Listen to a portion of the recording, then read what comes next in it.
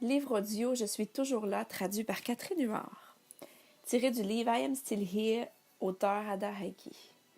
Chapitre 37. Un démon m'a appelé sur mon téléphone. J'haïs le diable et j'ai la permission. J'haïs la tromperie qu'il sème. Il est un menteur et le père du mensonge. Puisque ce livre parle à propos de Dieu le Père, Jésus et le Saint-Esprit, je dois les honorer et exposer au grand jour le diable. Je serai brève et j'irai direct à l'essentiel. Un démon m'a appelé au téléphone. J'ai répondu et les démons ont dit « Je vais te tuer ainsi que la personne avec qui tu parles en ce moment. » Sans que ce soit de l'humour, j'en ai quand même ri par la suite. Je me disais « Mais comment ose-t-il? Il a du nerf. » Je lui ai dit de se taire et de quitter.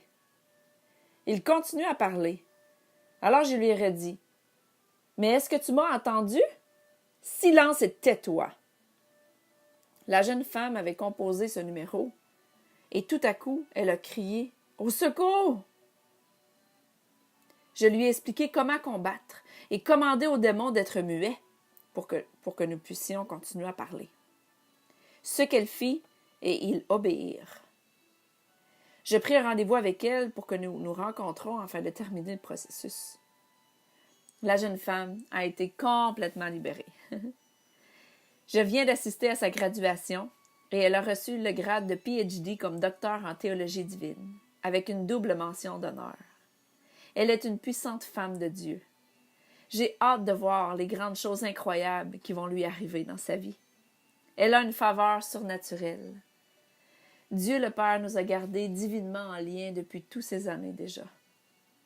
L'année passée, elle a été capable de nous accompagner à plusieurs missions avec GMI, dont Jérusalem, Bethléem, Nazareth et le Guatemala. Sa vie est vraiment très impressionnante.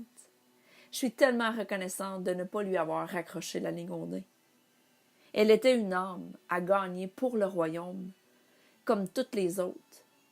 S'il te plaît, ne désespère jamais sur le cas de quelqu'un pour le seul confort égoïste de ta vie.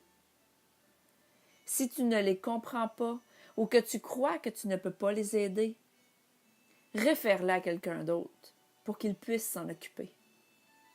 Jésus n'a jamais cessé d'espérer pour nous, ou quelqu'un d'autre, et jamais il ne cessera. Souviens-toi, dans Jean 17, quand il parlait avec notre Père. Jésus a dit « J'ai protégé tous ceux que tu m'as donnés, et aucun d'eux ne s'est perdu, sauf celui qui devait se perdre, et cela faisait partie de son plan depuis le début. Si Jésus les a gardés, alors nous devons le faire aussi. »